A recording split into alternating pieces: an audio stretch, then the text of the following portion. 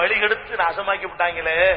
ரப்பனா ஆத்திஹிம் லஃபைனி மினல் அதாப், யா அல்லாஹ் இவங்களுக்கு டபுளாயாவது கொடு, எங்களுக்கு ஒண்ணு கொடுத்தாலும் பரவாயில்லை, இவங்களுக்கு ரெண்ட கொடு. யாருக்கு? அஜத்துமார்களுக்கு. நம்ம வழிகெடுத்தாங்க பாருங்க, அஜத்துமார்களுக்கு ரெண்டு கூட நம்ம கேட்போமா? அல்லாஹ் நம்மளை காப்பாத்தனு, நாளைக்கு இப்படிலாம் நடக்க கூடாது என்பதற்காக அல்லாஹ் இப்ப எச்சரிக்கிறான். அப்ப பெரியார் சொன்னாரு, அவர் சொன்னாரு என்று சொல்பவருடைய கெதி என்ன? நரகம். அத தீனு எச்சரிக்கிறான். அப்ப பெரியார் சொன்னாரு, அவர் சொன்னாரு என்று சொல்பவருடைய கெதி என்ன? நரகம். அத தீனுங்க பாருங்களேன். அடே பெரியாரு மகான் என்று சொல்லிக் கொண்டு கண்டவன் சொல்லையும் கேட்கிறது பெரிய அறிஞராக இருக்கட்டும், பெரிய அல்லாமாவே இருக்கட்டும், பெரிய குத்துபுல் அக்தாப்னு பட்டம் வச்சுக்க, அவர் சொன்னா கேட்கணுமா? மார்க்கத்துல அவருக்கு வஹி வருமா? அல்லாஹ்வின் செய்தி வருமா? வராது. அப்ப எப்படி நான் அவரை பின்பற்றுவேன்? உமர் ரலியல்லாஹு அன்ஹு எப்படிப்பட்ட ஆளுங்க? இவங்க சொல்ற அபூ ஹனீஃபாவோட பெரிய ஆளா இல்லையா? இவங்க சொல்லக்கூடிய ஷாபியோட பெரிய ஆளா இல்லையா? இவங்க சொல்லக்கூடிய மாலிகியோட பெரிய ஆளா இல்லையா? இவங்க சொல்லக்கூடிய ஹம்பலியோட பெரிய ஆளா இல்லையா? இவங்க சொல்லக்கூடிய சேகுமார்களை விட ஹஸரஜிகளை விட பெரிய ஆளா இல்லையா? இவங்க சொல்லக்கூடிய பெரியார்களோட பெரிய ஆளா இல்லையா? உமர் ரலியல்லாஹு அன்ஹு அவர்கள் என்ன பண்றாங்க? ஒரு சட்டம் போடுறாங்க. என்ன சட்டம்? தமத்து என்ற அடிப்படையில் இனிமேல் ஹஜ் செய்யக்கூடாது அப்படிங்கிறாங்க. அவங்க மகன் இப்னு உமர் அவர் என்ன பண்றாரு? வேணும்னு அப்படி ஹஜ் செய்யறாரு. செஞ்ச உடனே ஒரு ஆள் வந்து கேட்கிறாரு, என்னங்க உங்க அத்தா தடை போட்டிருக்கிறாரு, நீங்க வந்து இப்படி செய்யறீங்கள? இப்னு உமர் சொன்னாங்க, அட முட்டா பயல, சொல்றாங்க எங்க அத்தா ஒன்றை தடுத்திருந்து எங்க ரசூலுல்லாஹ் ஒன்றை அனுமதிச்சார்களே, ஆனால் யார் சொல்றா கேட்கணும்? கேட்கிறாரு. எங்க அத்தா ஒன்றை தடுத்து விட்டாரு, அவர் தடுத்ததை ரசூல் அனுமதிச்சிருக்கிறாங்க.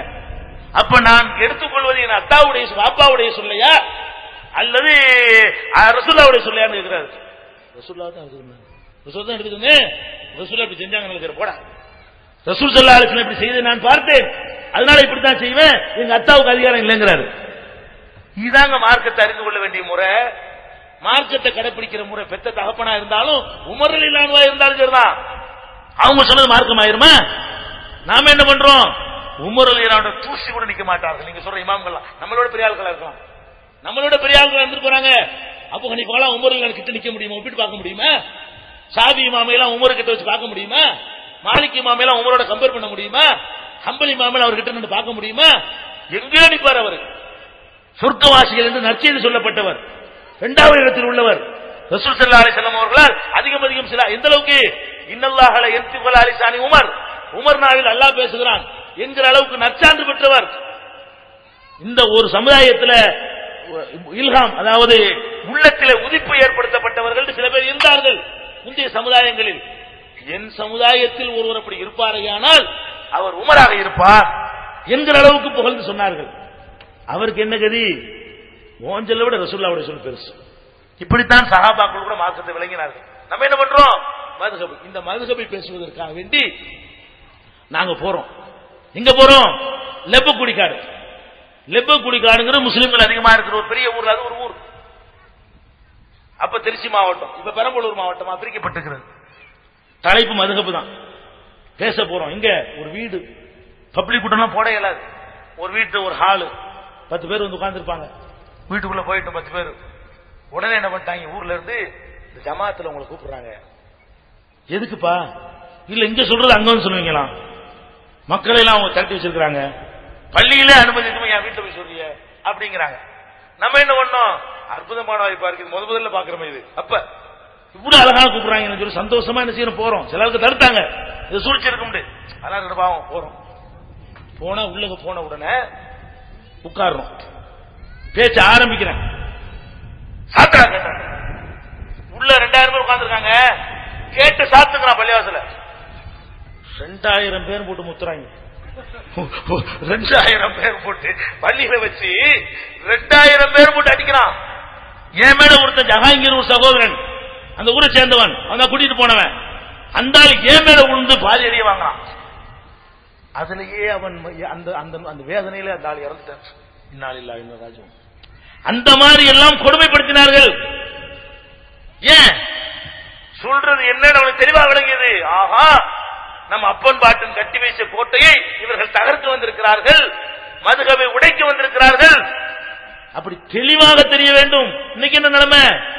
லெப்பக்குடிக்காரில் ஒரு மர்கஸ், ஆயிரக்கணக்கான மக்கள் தொழக்கூடிய ஒரு நிலைமை, அங்கே பல்லாயிரக்கணக்கான மக்கள் இது மாதிரி திரண்டு இருக்க அங்கேயும் போய் தௌஹீத் பிரச்சாரத்தை செய்ய வேண்டிய நிலை எல்லாம் உண்டாக்குனா. ஏன் தியாகத்தை மல்லையாம நீங்க சொல்லி பாருங்க. ஆரம்பத்தில் தான் கஷ்டமா இருக்குமே தவிர போக போக எங்கே வந்து ஒரு காட்சியை பார்க்கிறோம். இது இந்த மதுஹப் பாய் ஒளியன் உங்க ஊர்ல இருக்கிறது, அது ஒளிய வேண்டும். இன்னும் சில சித்தாந்தங்கள் அதாவது ஏகத்துக்கு எதிரானது. என்ன சித்தாந்தங்கள்? இந்த லா இலாஹ இல்லல்லாஹ்வுடைய அர்த்தம் வணக்கத்துக்குரியவன் அல்லாஹ்வை தவிர யாரும் இல்லை தானே. இந்த தீன் அல்லாஹ்வுக்கு சொந்தம்ன்றதுக்கு அர்த்தம். வணக்கத்துக்குரிய அல்லாஹ்வை தவிர யாரும் இல்லைன்னு சொன்னா இந்த மார்க்கம் இந்த தீன் அல்லாஹ்வுக்கு சொந்தம். தீனில ஒன்றை மாற்றுவதற்கோ மறைக்கிறதுக்கோ அட்ஜஸ்ட் பண்றதுக்கோ நமக்கு அதிகாரம் கிடையாது. நீங்க நம்பணும். என்ன நடந்து கொண்டிருக்குன்னு பார்த்தா சில இயக்கங்களை சேர்ந்தவர்கள் தங்களை வளர்த்துக் கொள்வதற்காக தக்க வைத்துக் கொள்வதற்காக எதிர்ப்பு இல்லாமல் சொகுசாக நாங்களும் பணி செய்கிறோம் என்று காட்டுவதற்காக அடி வாங்காமல் இருப்பதற்காக என்ன பண்ணுவாங்க தெரியுமா? நீங்க மார்க்கத்தை சொல்லும் போது பெருசு பெருசா சொல்லுங்க, சின்னதெல்லாம் சொல்லிடாதீங்க. நம்மளுக்கு அட்வைஸ் சின்னதை சொல்லக்கூடாது. இதோட ஒத்துமை நமக்கு முக்கியம். அதனால என்ன செய்யுங்க, நெஞ்சில கட்டுறதா அதெல்லாம் சொல்லாதீங்க, வெரலா செய்ய அதெல்லாம் சொல்லாதீங்க, கட்டம்பாதி அதெல்லாம் சொல்லாதீங்க, மூடு அதெல்லாம் சொல்லாதீங்க. பெரிய விஷயங்களை சொல்லுங்க. பெரிய விஷயம் சொல்ல மாட்டாங்க. அது ஒரு விஷயம் பெரிய விஷயம் சொல்லி எந்த பெரிய விஷயம் சொன்னாங்க? தர்கா வெடிக்க சொன்னாங்களா? தர்கா இருக்கக்கூடாது பெரிய விஷயமா சின்ன விஷயமா? ஒரு நாள் சொன்னது கிடையாது. நீங்க சின்னதை விட்டோட அதை விட சொல்லுவாங்க. சொல்லாம இருக்கிறதுக்காக வேண்டி அவங்க எது சொல்லுவாங்க? நாங்கள் இஸ்லாமிய ஆட்சி கொண்டு வர போறோம். சாபி சாபியா இருந்துக்க, ஹனபி ஹனபியா இருந்துக்க, சியா சியாவா இருந்துக்க, போரா போராவா இருந்துக்க, மேமன் மேமனா இருந்துக்க, தரிக்கா தரிக்காவா இருந்துக்க, அத்வைத அத்வைதமா இருந்துட்டு போ, எல்லாம் வா, நம்ம எல்லாருக்கும் இஸ்லாமிய ஆட்சியை உண்டாக்கிடுவோம். சரி உண்டாக்கிட்டீங்க. யாரு பிரதமர்? இப்ப இஸ்லாமிய சாபியா ஹனபியா? யாரு ஜனாதிபதி? ஏதோ ஒருத்தர் ஆயிட்டாரு. இஸ்லாத்துல அரசியல்லையும் நீங்க சட்டம் வித்தியாசம் இருக்க. தொழுகை நோம்புல இருக்கிற மாதிரி ஒரு திருடனை தண்டிக்கிறதுல எப்ப தண்டிக்கணும்ங்கிறதுல சாபிக்கு ஒரு சட்டம், அனுப்பிக்கு ஒரு சட்டம். நீ இப்ப என்ன செய்வ?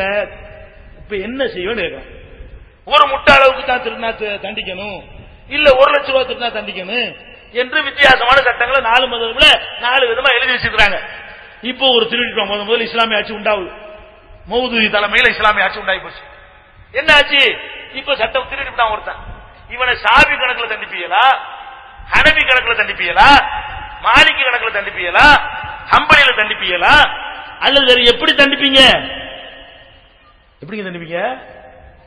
ஏதோ ஒண்ணு தண்டிப்பீங்க, எல்லாம் ஓடி போயிருவாங்க. அப்புறம் நீ சாபிக்கு தண்டிக்கிட்டு வை, அம்புட்டு பேர் விட்டு விட்டு போயிடும். இஸ்லாமிய அம்போ உண்டாக்கட இஸ்லாமிய ஆட்சி அம்போ தானே. நீ மாலிக்கில தண்டனை கொடுக்க போறியா?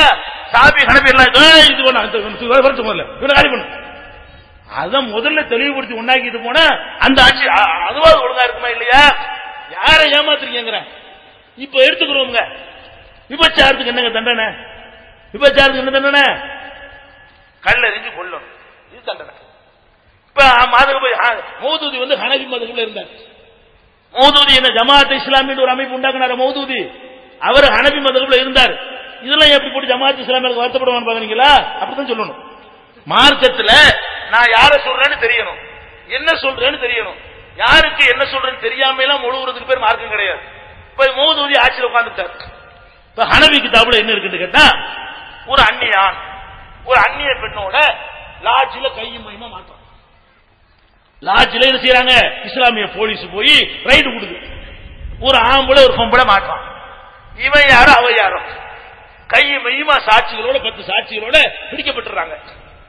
இதுல ஹனபி இமாம் என்ன சொல்றாரு தெரியுமா? அவர் சொல்றாரு, ஒரு மனிதன் பிடிக்கப்படுகிற ஒரு மனிதன் இவ என் பொண்டாட்டின் தான். உண்மையில் பொண்டாட்டி இல்ல. பொண்டாட்டிங்கிறான், தன்னோட இருந்த அந்த பொம்பளைய பொண்டாட்டின்னு சொல்றான். இவன் பொண்டாட்டி இல்ல உண்மையில. அப்போ கண்டிப்பா இமாம் சொல்றாரு, அவனை தண்டிக்க கூடாது. ஏப்பா தண்டிக்க கூடாது? பொண்டாட்டின்னு சொல்லிட்டான்ல, பொண்டாட்டின்னு சொன்ன பிறகு தண்டிப்பீங்க அப்படிங்கிறார். அப்போ 2 பேர் மாற்றாங்க. ஒருத்தன் ஊம மாதிரி நிக்கிறான், ஒருத்தன் என் பொண்டாட்டின்ட்டான். 2 ஒரே மாதிரி கேஸ். இப்ப ஹனபி மதம் என்ன செய்யணும்? இவனை தண்டிக்கணும், அவனை தண்டிக்க கூடாது. இதுதான் உண்டாக்க போறீங்களா? அந்த மதுகப உடைக்காம என்ன இஸ்லாமிய ஆட்சி கொண்டு வரீங்க? மதுகப உடைக்காம இருந்தா எப்படி விபச்சாரம் ஒழியும்? இப்படி தீமை ஒழிக்க அதிகாரம் இல்லாம ஒழிக்க முடியுமா? அட அதிகாரம் இருந்தாலும் பேசு நல்லா இருந்தா தான் ஒழிக்க இயலும். அதிகாரம் இருந்தாலும் விபச்சாரம் தப்பிச்சு ஓடி போயிடலாம். ஏன் விபச்சாரம் செஞ்சு நம்ம பொண்டாட்டின்னு சொன்னாதான் தண்டனை இல்லையே. இன்னும் சொல்ல போனா கூலி கொடுத்து விபச்சாரம் செய்தால் குற்றம் இல்லையா ஹனபி மதுஹப்ல.